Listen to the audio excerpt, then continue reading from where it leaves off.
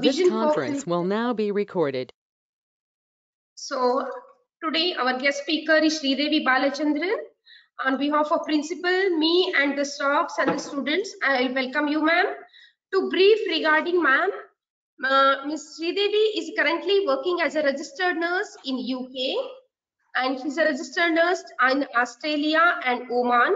Currently, she has been working in Oman since the inception of the first bachelor's in nursing program at Sultan Qaboos University for the last 16 years. She is an alumna of the SNDT Women's University, and she has completed her master's in cardiothoracic nursing from same institution. She has worked at the PD Hinduja Hospital for 5 years after her master's. She was awarded as a Dr. P.N. Berry Scholarship, which is an Indo-British arrangement. She has spent another clinical year at the Royal Brompton Hospital, London, and other large transparent centers in London and nearby areas. In 2004, she was selected to work as a faculty at Sultan Qaboos University. She has been awarded as a best teacher in 2012 at Sultan Qaboos University. She has research and concept papers to her credit and has been a resource person in various conferences in India. Recently, she has completed an online certificate course in fundamentals of peer review from Elsewhere Academy, as well as a certificate course from Kumar Knowledge Foundation. She believes advocacy is a topic close to nurses' heart. It is to be implemented and not spoken. Advocacy can be for a patients and a public, as a hospital staff, for a students, as a faculty. So today, on behalf of principal and the faculty, I'll thank Ms. Sridevi for accepting our invitation to be a resource person for this International Nurses Day. I welcome you, ma'am, and over to you, ma'am. Thank you, Ms. Preeti, for your kind introduction and words, and thanks to Dr. Sudharadi, who's a friend of mine and also somebody whom I know. So I'm very privileged to be addressing the students and faculty of KLE Institute of Nursing, and I have been there in 2017, and some of you may be knowing me from there. So without wasting much time, let me start by saying that it's a lovely theme that International Nursing Council has given us for this year, 2021. Nurses, a voice to lead and a vision for future healthcare. So a voice to lead. So what I'm going to present to all of you, when I looked at the International Nursing Council's resource, this time they have actually not given us a lot of resource material like every other year. All that they have put into place is a little note that talks about how COVID has been the reason why we are going to be much more central to central to the healthcare system. So what I will tell you is purely without any reference, my thoughts on this theme: nurses, a voice to lead, a vision for future healthcare. Next slide, please. So this is just the logo for everybody to know. It is important, I think, that as if we are nurses or have anything to do with nursing, we should know what is the theme for the year, what is the logo for the year, and what are the thought processes that we must put into place. So the next slide. Now, International Nursing Council, Professor Howard Catton is the Chief Executive Officer. Now, in very simple manner, she has told us, which all of us are knowing, is that this pandemic, whether it is in India or in America, has clearly exposed the weakness of our healthcare system. We were never ready for a pandemic like this. Though I have 37 years of experience, I can tell you, I was not taught how to deal with the pandemic. And I'm sure none of you were taught what should be done, because the last pandemic was 100 years ago. So this pandemic has now told us what is the weaknesses in our healthcare system. And currently in India, I don't have to explain the panic and the disaster that we are facing in terms of resources, of oxygen, medications, humans, I mean nurses, physicians, or the man money material part of the whole thing. But the good part of everything, a coin has two sides. The good part of it is this year, unusually, in India too, in the media, we have been given enough importance. And I think that's a great thing that has happened, that nurses have been highlighted for their incredible commitment and courage. And I'm sure in all your local newspapers and local televisions as well, you must be seeing that nurses are being commended. I hope so, because in the national level, we definitely see a lot of attention. Even last night there in NDTV, that's a national channel. Next slide, please. There was a good exposure to ICUs of hospitals and how nurses and doctors are working in the hospital. So I think it's an amazing time for all of us. Now, what does she continues to say, what the pandemic has done, it has given us an opportunity to reset the button. You know, the reset button that we put on a microwave, even on a mobile, you can reset to the original settings. So reset button means it takes us back to the original settings of nursing, and we don't have to continue in the current situation. Oh, we don't have this, we don't have that, nurses are not given importance, like we are struggling, we are, we are the handmaidens to doctor, this is how everybody sees us, etc., etc., can actually be changed if we as nurses, nursing students, faculty take the opportunity, press the reset button, and start all over again. Now, what INC wants us to do is to explore the same old concept, that means the lovely concept that nurses will be at the center of the healthcare system and everything will work around them. Just an hour ago, I had another panel discussion where there were 2 doctors and 3 nurses, and the doctor happens to be a CEO of a big group of hospitals, and there was another senior doctor, and they just told us that nurses should be given the administrative responsibility of running the hospital. But the problem is that we nurses are not ready to take the challenge. And this is really sad. So my plea, or I'm really wanting nurses, the younger generation who are much smarter than me and many of us, to pick up this challenge and get ready for the administrative challenge along with your bedside nursing. So shed your regular thought processes and try to become smarter to fit into the situation where opportunities are being given to you. So since yesterday and today, I have been listening to doctors, and surprisingly to doctors whom I never thought would say this, that they are willing to give us the responsibility and we should be ready to take this responsibility. Now the complaint is that we are willing to give, but the nurses are not willing to take. And this is the time, the correct time to reset this, take the opportunities. So please, whatever I'm going to say now is my thought or my experience of 37 years. So I need all the new young nurses to think about this. And out of all of you in this talk, sometimes you all are all coming to this talk because maybe you are forced to come in here. You can happily leave actually if your attendance has been marked. I'm looking for that one nurse who's a proud nurse but still feels low and thinks, oh my God, I don't have opportunity, or where am I going to be in this career of nursing, or has come into the nursing because, I mean, not as a choice, but as a compulsion. Or for them, this talk will be very, very useful, because I think it's going to be motivating to know what roles we can go through. Next slide, please.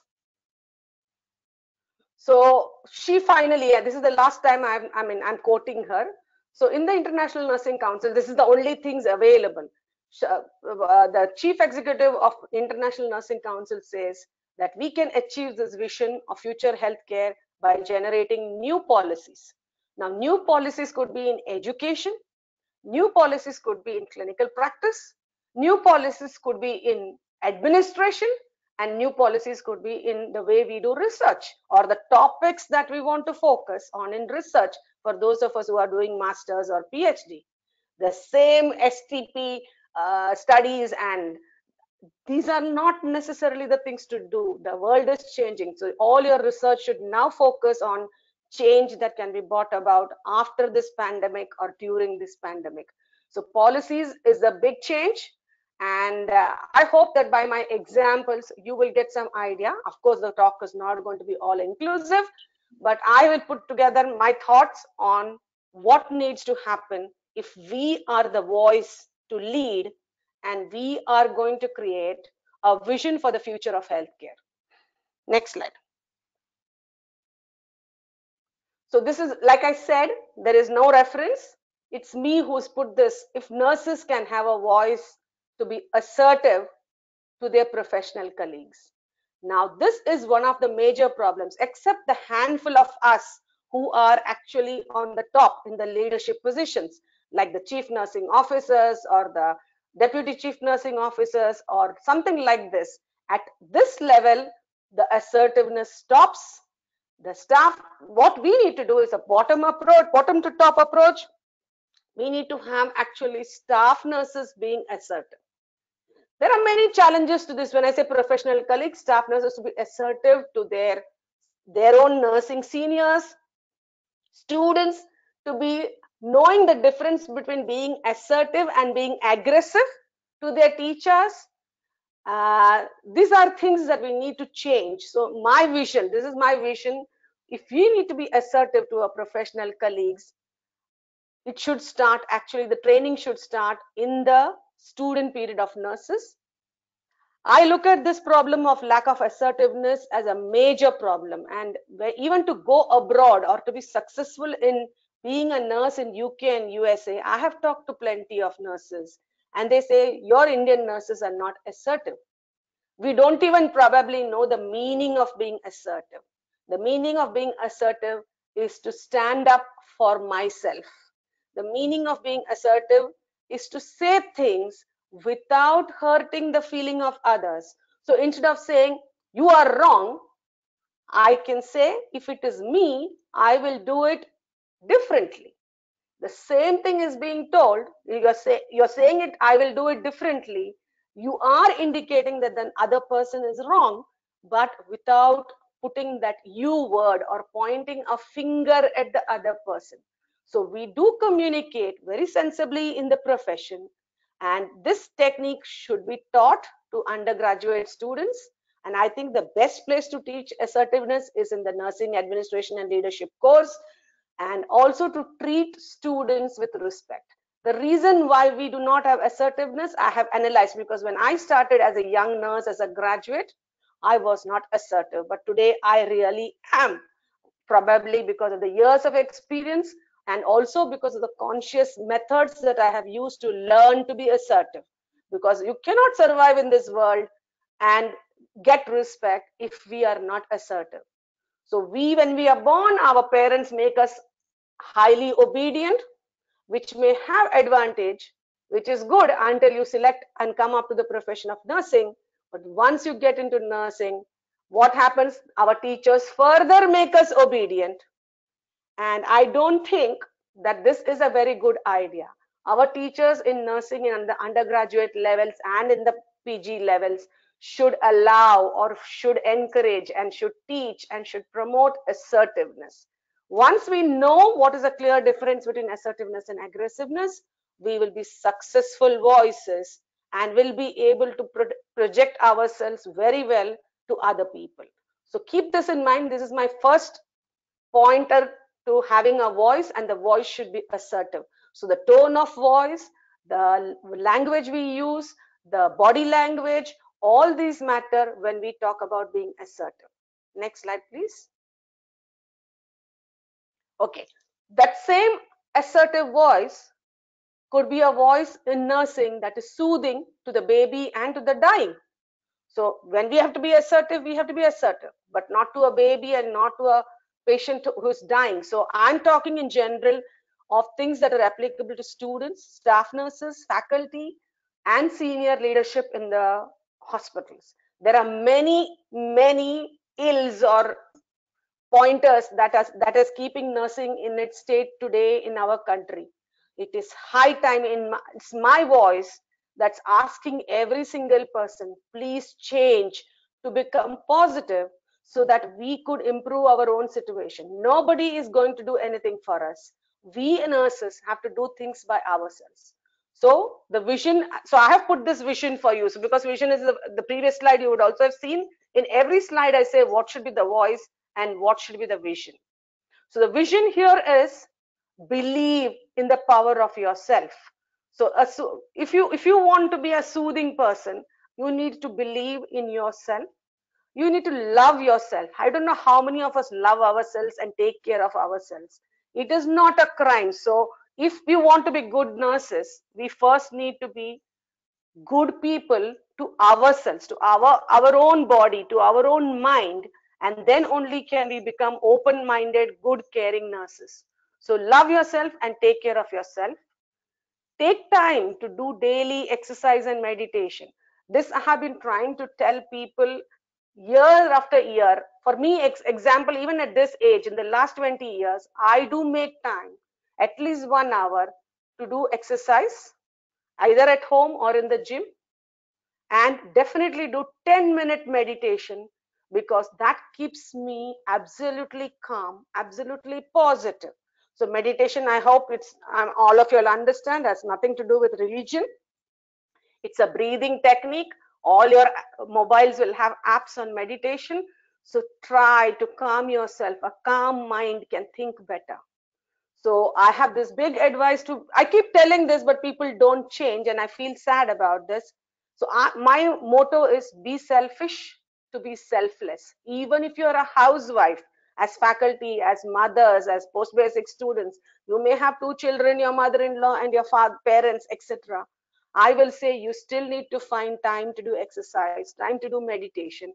Be selfish or look after yourself, because when you do this, you become such a happy person, such a selfless person, that you spread joy in your own family, you spread joy wherever you go. So this soothing voice will only come if we are able to take care of ourselves. So a voice that talks to you and tells you it is important. I mean, this can only come from your own self, your own self talk. So from today, I will do whatever, doesn't matter. I sleep half an hour, wake up at 4:30 because I don't find time otherwise to do exercise. I cut on half an hour of my sleep so that I can do exercise. And why do I do exercise? To control my blood pressure, to keep myself calm, to keep my body flexible, to keep myself fit. It gives me a lot of morale because I do exercise daily. And this reflects actually in everything that I do, whether I'm speaking to you now or in the confidence of what I do. Next slide, please. I wish this could be much more of an interactive session, but it always happens to be like this in an online limited time. Nurses should have a voice that is advocating. This word you must have heard from first year of nursing, a voice that advocates for the speechless. So I'm not going to tell you the same thing that you have learned in your nursing classes. What I would like to talk about is for everybody to think. Of course, the first thing about advocating is that when you are standing at the bedside, whether it's the doctor or the physiotherapist or anybody who walks in to see the patient, people who are unconscious, people who have tracheostomies, people who are poor and cannot pay their bill, these are people who look up to you as a nurse to talk. But how many of us do this? When a doctor comes to see an unconscious patient, how many of us request the doctor to introduce himself and say that I am XYZ doctor and I'm coming to see you and this is what I'm going to do to you? For that matter, how many of you introduce yourselves first thing in the morning when you are looking after an unconscious patient or a patient who cannot literally speak? Who has a tracheostomy? How many of us go and tell them this? So where is the advocacy that you are doing? And then when I put the poor, what I mean is in hospitals, private hospitals, when you grow up to be in career, I'm sure where hospitals patients have to pay, there may be poor people who cannot pay, and then we always have this trouble where the patient doesn't have antibiotic, patient doesn't have this medication. Shall I take medication from another patient and give it to this patient? We try to solve the issue, but do we really talk saying that the patient needs financial help? Not to say the patient is poor. Can we find financial help for this patient for a good treatment? So this is advocating for the speechless. When it comes to students and to staff nurses, what I expect from leaders, faculty, clinicians is talk to young nurses, look after their needs. Recently, I had somebody telling me that fourth year student nurses are going for COVID duty in a particular hospital, and these student nurses as an incentive was being given a salary which happened to be higher than the nurses, the GNM nurses working in that hospital. So what happened is the GNM nurses were very, very angry that the fourth year student nurses are getting extra money more than them, even though they are staff nurses. And they just said, okay, we are not going to teach the students, let them manage by themselves. I cannot believe what an attitude this is. Yes, maybe the students were given more money. That does not. So how much personally low are you to say that just because I am getting 2,000 rupees less than the student, I will not teach the student?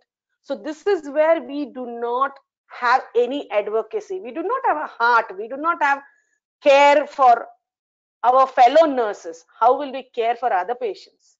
So the whole thing is about money and not about the profession, not about caring, not about advocacy. So these are things that I hope are eye-openers to young nurses as well as to senior nurses. Support novice nurses or just graduating nurses always, even if they make errors. First of all, we need to educate them. So even if a new nurse was going to start an IV line or an IV medication, the senior nurse must advocate and be supportive of the junior nurse, go through the procedure with the junior nurse even before she makes a mistake. And if she made a mistake, don't cover up. This is not what I'm talking of. You stand and say that you are the person who is responsible and you take the responsibility for the mistake. This is what this example of Abdul Kalam is very often quoted even by nurses about how when Abdul Kalam failed with his satellite project, his boss took the responsibility, went to the press and said that I am responsible for the failure. And the next time when Abdul Kalam became successful with his satellite or rocket or whatever the mission,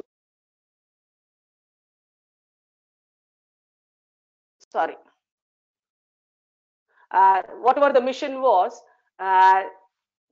he was sent, his boss sent him to the press to say how successful he was. So this kind of an attitude is something that has to come from the heart. No school of nursing, no amount of clinical experience will teach you that the patient is, this kind of behaviors. These behaviors have to come from being human beings with personality, with understanding. So the other last bit I want to talk about advocating is, if there are junior nurses or nurses who are younger, give them the education to improve their confidence. The education can be formal, the education can be informal, but be an advocate for your junior nurses, for your patients, for people who are below you in terms of their voice or their power. And while you're dealing with seniors, deal in assertive manner. Next one, please.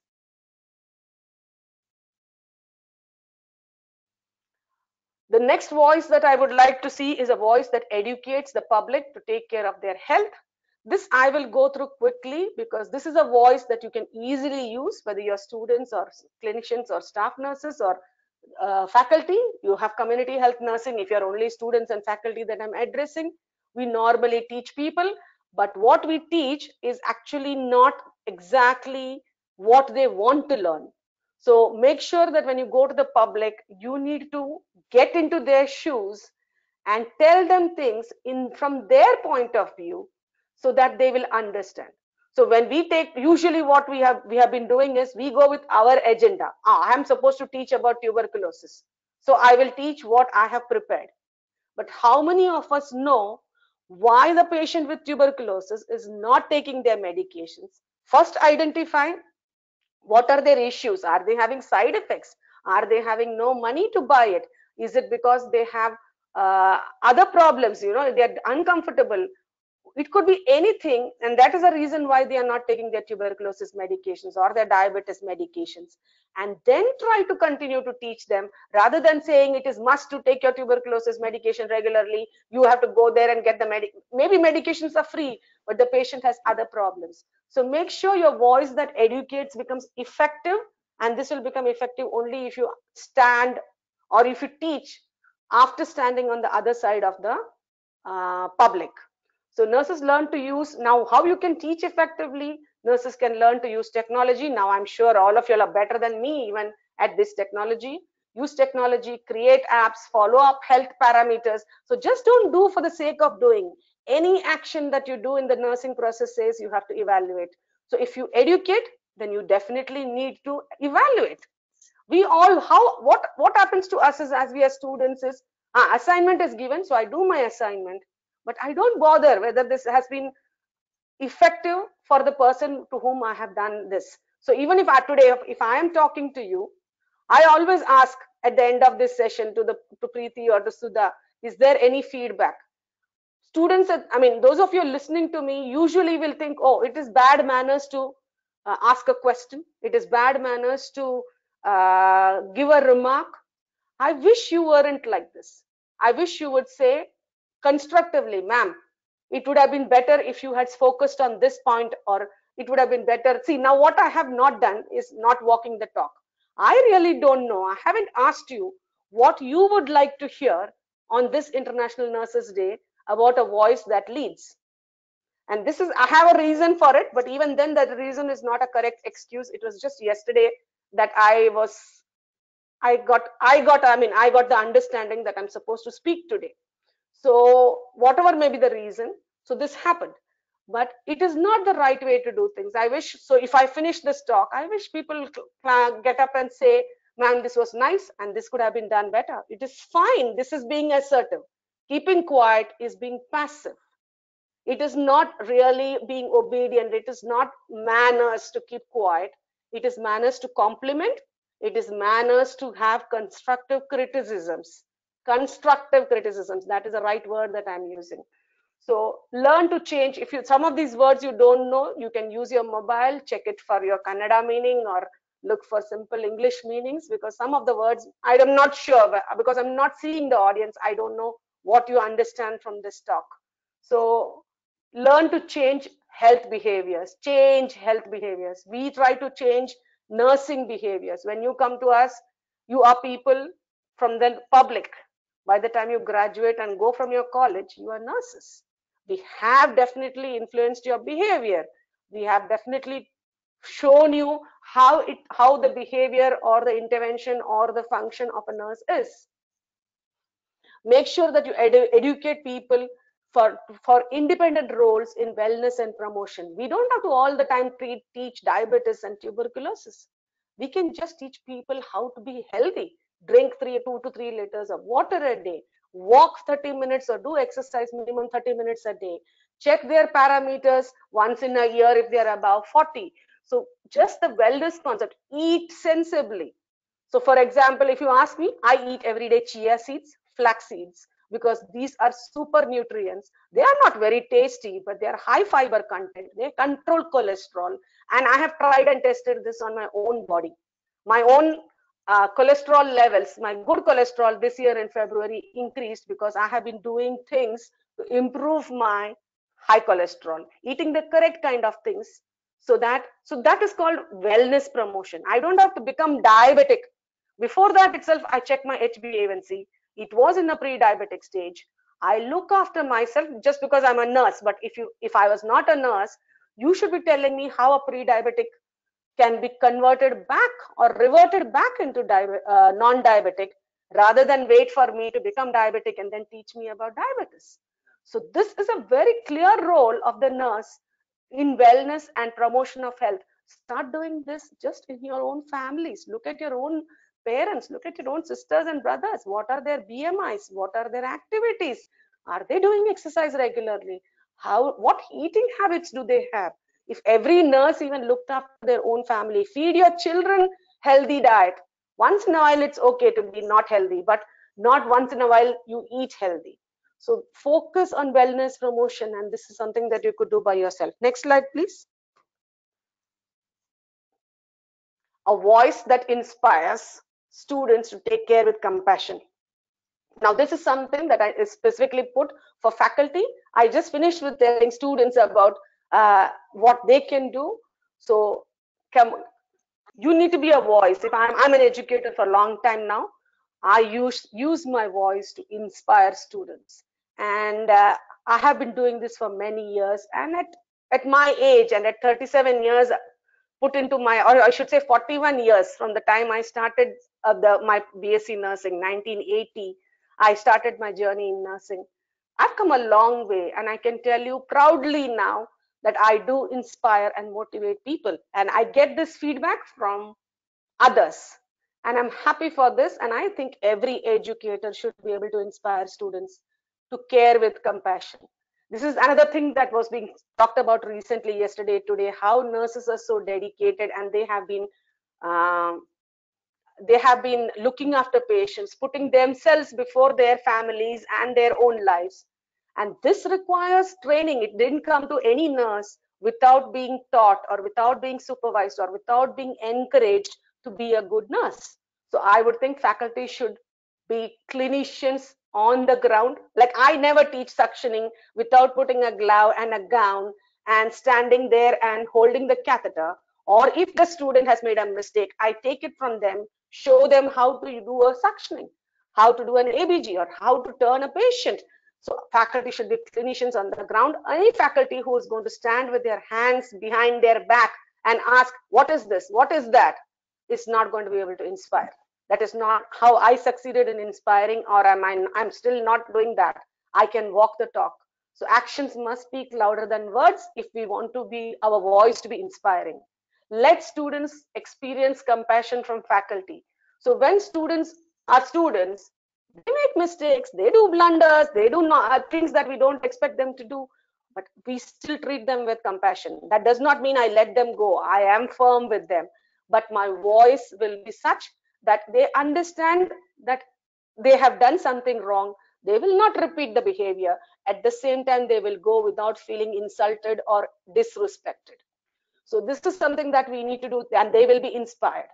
So this is important. And as faculty, if students are doing good things, similarly, faculty themselves need positive strokes for their good work. At this age of mine, I get so excited when my juniors, my younger generation, I mean, last few days I have been getting so much of positive strokes, makes me feel, yes, I have done good job, and this is why I'm getting this, and I feel encouraged, and I continue to give that back to them. It's a vicious cycle. We all give what we get.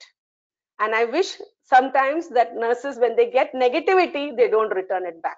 I was treated badly as a student, so I as a faculty will treat my students badly. No, I was treated badly as a student, but I will make sure my students do not go through this experience ever in their life.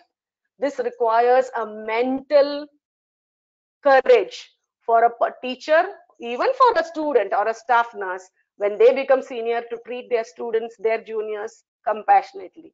It is so amazing when some of the staff nurses will say, Miss, we were also students. We understand that the student will be slow.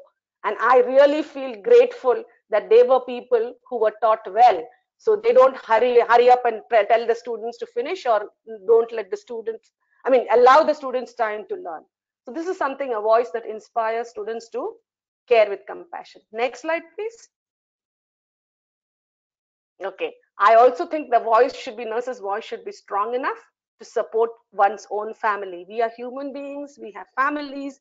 We have either our own husband and children to look after, or we have our own parents and brothers and sisters. So the vision for a voice that is strong in supporting one's family is, make sure, because you're a college, I'm saying make sure students and nurses have personal time. Similarly, faculty should also be getting personal time. When I say something, it's for everybody. It is just that I'm changing the words depending on the audience that you get. So we should all be supportive of our family. Without our families, we are not strong. And so even in this difficult times, I would think we should be strong for our family. And we, to remain strong, need our support from elsewhere. Next slide, please. Okay, this is an interesting photo picture here. I don't know how many of you have seen this picture. It is a very popular picture currently doing the rounds in education. So if any educational conference is there, I have seen most of them use this slide on equality versus equity. So a voice that pleads for equity in healthcare. Pleads is we have to go knock doors and say, please, everybody requires healthcare. In COVID-19, it does not mean that people who can afford healthcare will not die, and people who are poor and the roadside who have COVID will die. This is not probably, I don't know much about this, but government hospitals are where people are looked after, the people who cannot pay. But generally in our country, we have a lot of inequality and less equity in healthcare. Now, talking about this picture and quickly to tell you what is the difference between equality and equity. So if you look at this slide, you will see in equality, everybody starts at the same level. And so what happens? Somebody who is very short, now this is a football match or something that is going on across the wall, the tallest person gets to see and the shortest person does not get to see, because equality means we give everybody the same start and then we expect all of them to climb. So this is something that is not okay, and people now talk about equity. Equity means the tall person sacrifices his start for the short one. So what happens is the tall, the medium and the short person all get to watch the match. So this is the big difference between equality and equity. So, and this in many aspects in our country, we have seen it happening. So for example, if there is a reservation, that I'm sure all of you know, as a government policy, we have reservation for SC, ST, scheduled caste, etc., etc. This was done to cover for the inequality that they faced many years ago. So now what has happened is people who are in the higher category are actually having to give up their positions so that these people in the lower ranks get a chance to climb up. So this is equity now. Okay. Similarly, equity in terms of public health care. Money, we taxpayers give money to the public hospitals, and we taxpayers go and take treatment from private hospital. So equity means that we pay tax because we want people who are at the lower ranks to get health care. So a voice that pleads for equity in healthcare. So insurance, if you know the insurance that the current prime minister has started of 5 lakhs for all the poor people who pay, I don't remember how much money. This is an example of equity. So people who cannot afford healthcare with very little money have an insurance cover, and this is equity in healthcare. So I hope you understand the example and the difference between equality and equity, and we as nurses have to have a voice for equity in healthcare. Next slide, please. Okay, this is something that I like as well. I coined this. Anger is not a great emotion, but I have put it here this time. A voice that's angry at the lack of resources. Now, this is the only time we are allowed to be angry, when there is no resources for us to work. For example, now at times when there is no oxygen, there is no, I mean, how can a nurse, or for that matter anybody, work, see people die and not be upset or angry when there is no oxygen and this is a need of the hour? So our vision should be to teach, to learn collective bargaining. As a group of nurses, did we actually put up something to the government saying that we cannot work until you provide us with oxygen? No, we haven't done. I haven't heard anybody say this. We leave this work also to the doctors or to the administrators. While in any other country like an Australia or a UK, they would have, nurses would have taken the voice to go and say, we need oxygen to provide safe patient care. We need adequate nurse patient ratio. One nurse can only humanly look after 4 or 5 patients. This adequate ratio is required for patient safety. not for my convenience. Indirectly, it will become good for nurses to work comfortably, but you actually direct your energy for patient welfare rather than for personal gains. Don't say that I need to be paid salary. I need to be made comfortable so that I can deliver good patient care. This is being assertive, at the same time being very sensible, and it should be genuine, and it's genuine. So nurse patient ratios, providing rehabilitation services, providing educational resources to people and to students and to faculty, all these require, whenever there is a lack of resource and it is a responsibility of the administration to provide it, we need to be angry. We need, and the anger should be actually in the form of collective bargaining and protest that will be seen as useful to useful for all, not just get today we should get higher salary so she goes and fights. No, that's not how it should be. Everything cannot be in terms of money, but indirectly it will benefit us. So a voice that's angry at the lack of resources. Next slide, please. Okay, this is also another good thing. You look at this, I can't do it, cut the T off. I can do it. Now some of these things I can only talk because I have learned to do it. And if you probably analyze my voice or the way I have achieved in life in so many years, you should probably know that I'm not talking from any textbook. I'm talking from experience. So your voice should be confident to the possibilities of change. So now in this pandemic, the International Nursing Council is saying we should be a voice for change. We should be a vision for future healthcare. If we continue to remain the same old people, coming to work, getting salary, going home, not speaking anything, doing bed making. Doctor said take vital signs, so we took vital signs. If doctor didn't say don't check the fever of the patient, we did not check the fever of the patient. If this is going to be we continue like this, we will never change and we will not find possibilities of change. So there are lots of changes required. So tomorrow when they say nurses are the center of care, we should be ready and say, yes, we are the center of care. We will plan, we will coordinate, we will assess, we will monitor, we will report, we will evaluate. All that we need the doctors are for only for the prescriptions. So evidence-based practice, when we practice, we have to show evidence-based practice. It is not that we were taught temperature, pulse, respiration, whatever we were taught, that is the Bible. No. We were taught 1 insulin or 2 insulin or 4 insulins, but there are 10 insulins now. Hypertensive medications are 10 in 10 groups, centrally acting, peripherally acting, acting on the cardiovascular system. We need to be knowledgeable.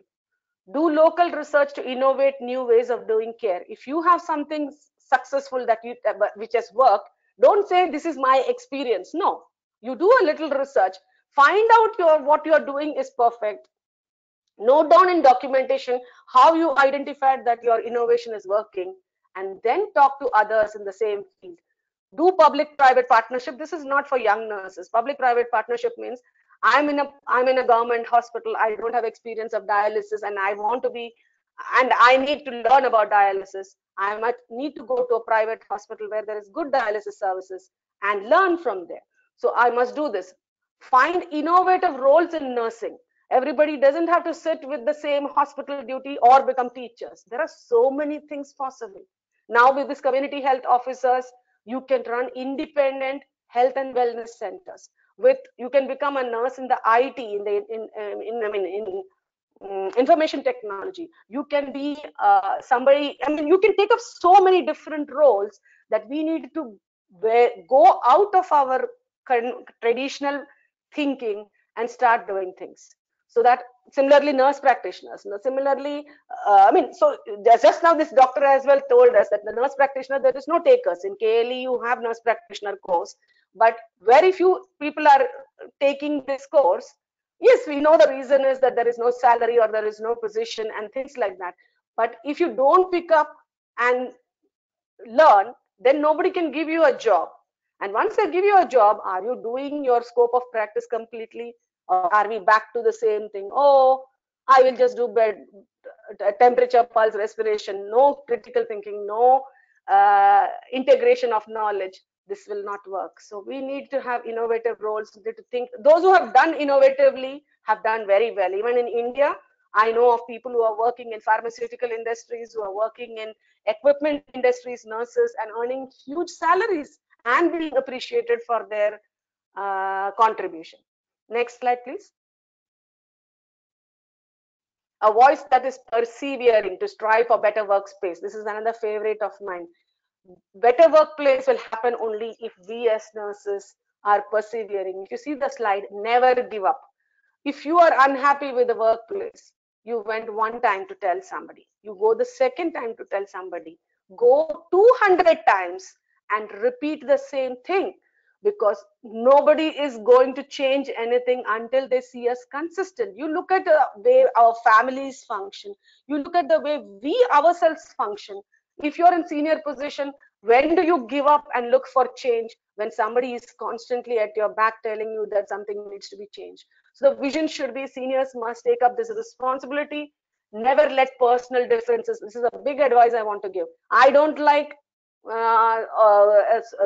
Sudharadi, or I don't like Preeti, and this is because we had a fight 10 years ago. So when they call me next time for a talk, I will not go, because that time they said something bad about my how I dressed or how I looked, or they talked about my poor salary. So this was personal. And the next time that I see them, I will say, no, I don't like them. So this is the problem in nursing. I have seen this in plenty. Personal is personal, professional is professional.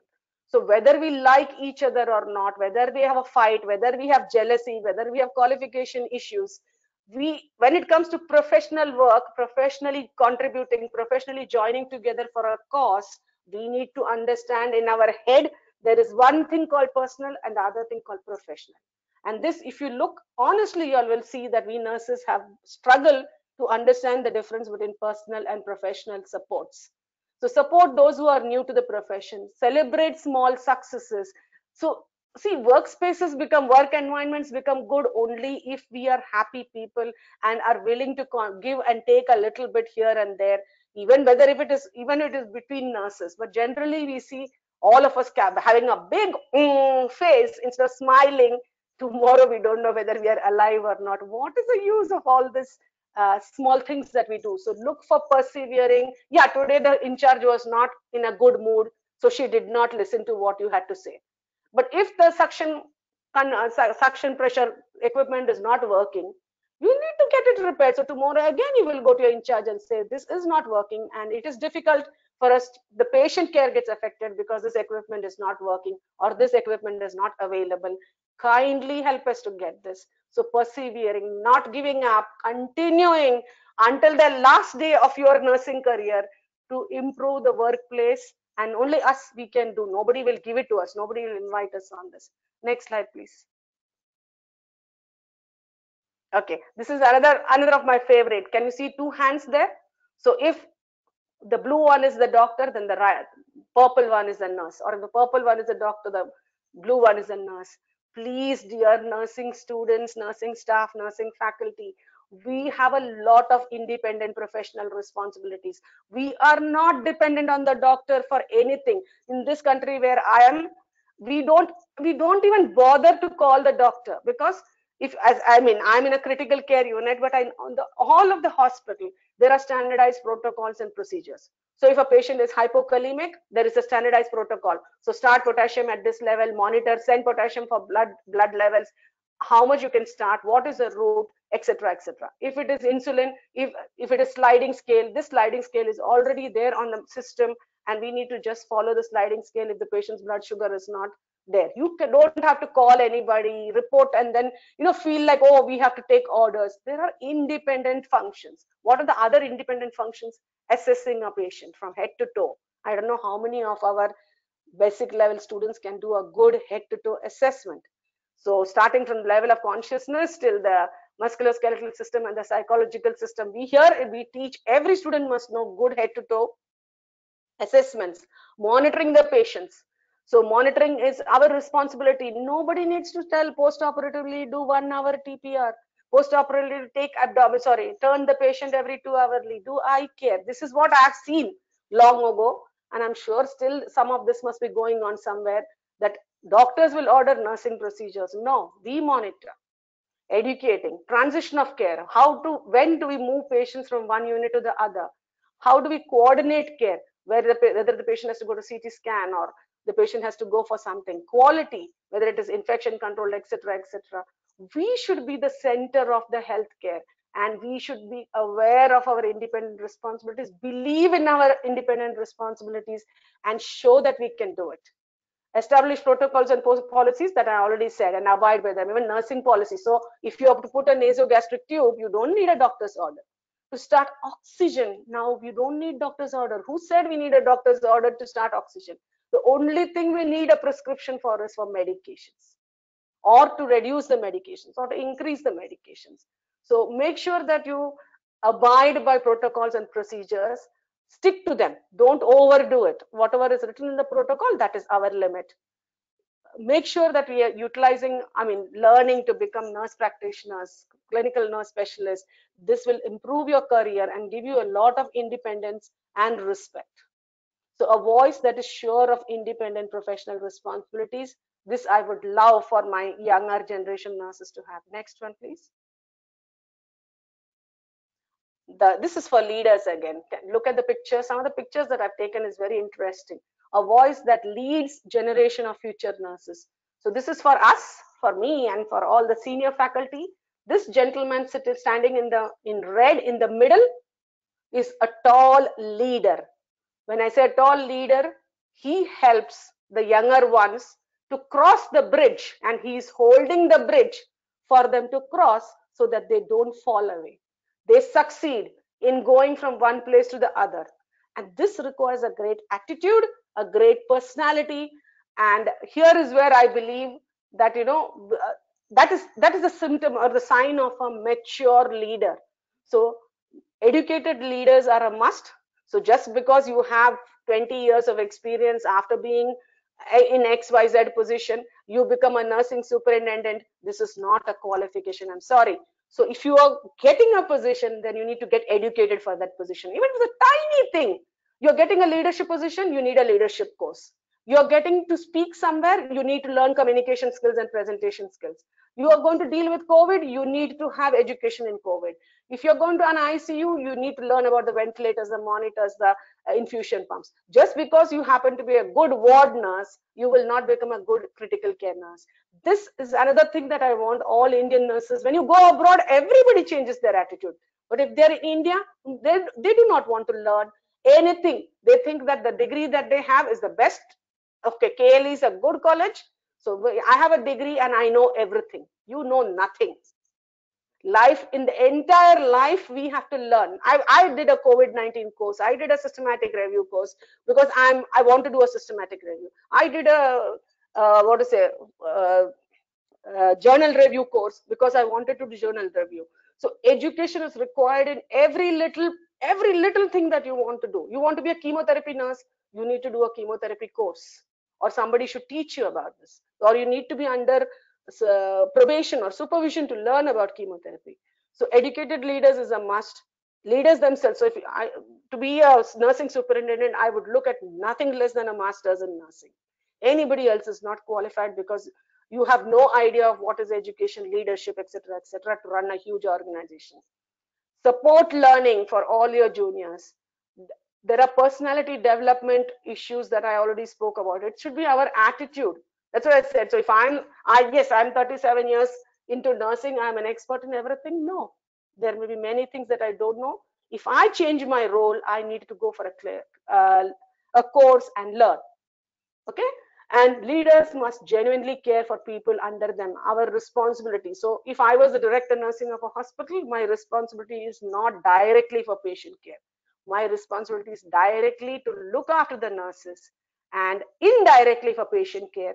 Because if my nurses are looked after well, they are knowledgeable, they are caring, they have the right attitude, they are supported, they will do a super job of taking care of the patients.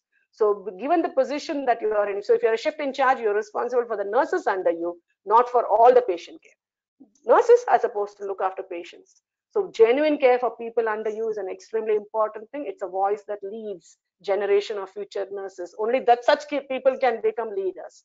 Next slide, please. So I'm almost to the end of my talk. A voice of, and Now, last but not the least, it's a voice of unconditional support for all our future generation of nurses. I know how younger nurses are frustrated and upset, and though many of them later say yes because their in charges were strict and because they're nice, because their supervisors were terrible to them, they all learned lessons in life. But I think the new generation needs to be treated differently. They will learn, they will improve. So I have this faith in the future generation, and I have this unconditional support for all of you, provided you have the right attitude. That is the only thing that we require. You need to have the right attitude. You need to be assertive. You cannot be what to say, aggressive. Your communications have to improve. But if I find nurses like that, I would actually train them, counsel them, so that I can still utilize their good services. When do we lose our voice? This also is something we should know. When we do not have enough knowledge, we forgot everything that was taught to us. When we do compromise wrong things, then we lose power. Corruption is the reason why many people lose power, because when you take money from a patient or do something wrong, your confidence is low and you compromised, and or when you did a mistake, you gave a wrong injection, you are under full fear because you did a mistake. So compromising practices, you lose your voice. Nobody will trust you. When you are self-focused, you lose your voice. If everything is for Sridevi's glory, then I will not be a successful person. I have been a leader, and I always believed that if I made my I shouldn't say subordinates, people under me successful, this will reflect 10,000 times back to me. I will be like the son to whom everybody else is looking up to. Then this is the honest experience of mine. So if any of you have seen my Facebook accounts or you have seen any of my groups, you will realize I get a lot of feedback just because I am genuinely not looking at myself. Even today when I talk to you all, I'm not looking at myself. Actually, I wasn't even prepared. But I realized that no, this may make a difference. I might be able to contribute to all of you. So I don't want to lose that voice. So I'm not self-focused, and you might lose your voice if you are not deserving of something. So these are the few reasons in my experience that you will lose your voice. So to keep up your voice, make sure that you have adequate knowledge. You do things correctly. If you do wrong, it's fine to admit, but you need to learn and improve. As long as there's a learning there, this is okay. Think about, not when I say self-focused, you are looking after patients probably without any reservation, but we all have this jealous feeling. Oh, XYZ should not get an in-charge position, somebody else should not get an MSc admission, somebody shouldn't be doing like this, like that. Let everybody be, and just focus on what you need and try to strive for it. You will be all right. Not deserving, yes, we shouldn't be looking for something. At a novice nurse should try to learn. So like Captain Usha Banerjee rightly said the other day, we were talking, or I heard her say, so we have different levels in our career. In the beginning of your career, it is learning. In the middle of your career, it is earning. And people like me, at the end of our career, we are returning. We have to return to society what we have got, whatever experience we have gained, our courage and strength and confidence, we have to give to the younger generation. And this is exactly what I have tried to do in this talk. I think the next slide is a thank you slide. So just put up the next slide, please. Yeah. So I just wish everybody, may your voice be a blessing for all that whom you come in contact with. I think I'm good at it today. Today in 1 hour, I finished with what I had to say. I wish and encourage all of you to be assertive. Any feedback, any concerns, any questions, don't worry, because I'm not your teacher. I'm not going to give you marks. So please ask any questions that you may have. Thank you, Preeti. This is Dr. Sudha here. Any questions? Madam is attending a meeting. Sudha madam is attending a meeting. That's okay. That's okay. Just that's all right. She told me. I just asked that. You can drop a message or raise a hand so that we'll unmute you. No, yeah, that's what. Just unmute yourself and talk. Any queries or anything you want to share? Ask, clarify. I don't know what you understood, what you did not. This is always my problem. It indicates two things, ma'am, whether they are fully understood or it did not. None did not. Yeah, that's why I said, is it out of force? If there is no question, I would think all of you force them to listen to me. Any queries? There are about 131 people here, but nobody has any question. Any faculty who want to ask me something? Because this was absolutely not referenced. Let me tell you, there is no reference for this talk. This talk is from my heart. General, yes, ma'am. How about in your area, ma'am, the COVID situation?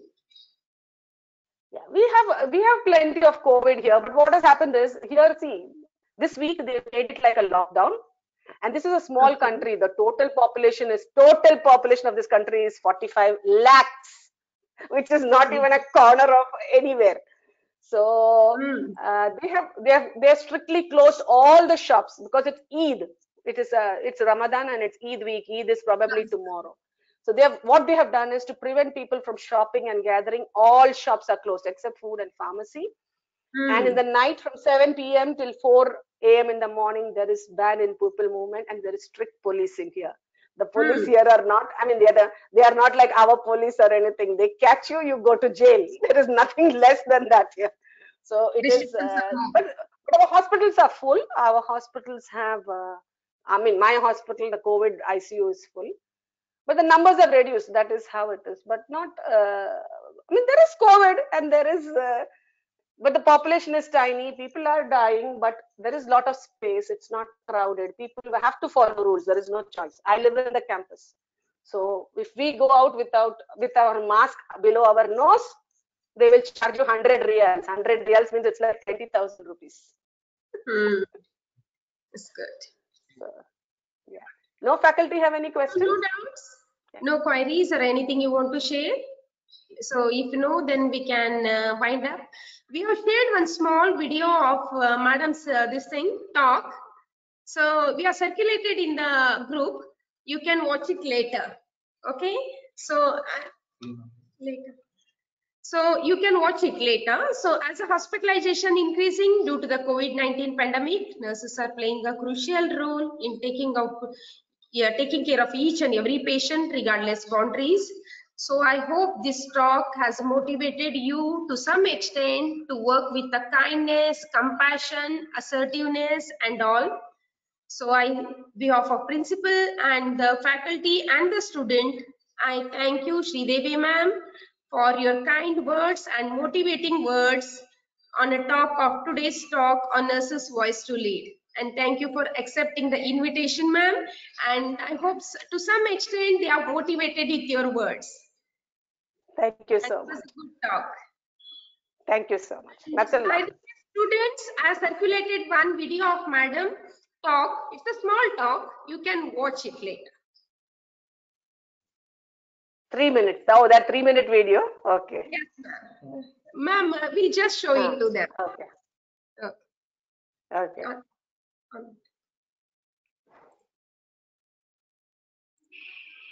This nurses speak of 2021. I would like to wish everybody, all the nurses, a powerful and confident nurses week instead of a happy nurses week. The circumstances are such that we are all busy providing care, trying to save life, striving to be the best nurses that we can be. Amongst all this, I would like to lead with the theme that the International Nurses Council has given us, which is nurses, a voice to lead and vision for the future. While each of you are striving each day at your workplace, I would be grateful if you could have these few lines that I have put into place as your voice on different occasions and in different circumstances. So these few lines are dedicated to all of you and for you to give a thought. Nurses, a voice that is assertive to professional colleagues, a voice that is soothing to the baby and the dying, a voice that is advocating for the speechless, a voice that educates people to take care of their health, a voice that educates students to provide care with compassion, a voice that consoles the anxious and the fearful, a voice that is strong and supportive to their family, a voice that pleads for equity in healthcare for all, a voice that's angry at the lack of resources in healthcare, a voice that is confident of the possibilities of change, a voice that leads the generation of future nurses, a voice that is persevering to strive for better workspace, a voice that is sure of independent professional responsibilities, a voice of unconditional support for all our future generations of nurses. May this voice that lead with greater vision for the future. Each day you can do something to use your voice and be showing that you are a true leader. May the voice of each of you nurses be blessed this year and in the coming years. Nurses' voice, wake up and shine just for authenticity. I would say I am Devi, a nurse with 37 years behind me, and this nurses May 2021 will be one of the most blessed years for you to be determined and confident to go ahead in your career. Best wishes. So it was a good video about the nurse's voice to lead. So all the points are included, and nice PPT and a nice video presentation, ma'am. Thank you. Thank you once more. Thank you on behalf of everyone for dealing with the topic. Thank you, ma'am. Thank you. Bye-bye. Best wishes to all of you. Thank you. Take care, ma'am. All of you be safe. Take care of yourself.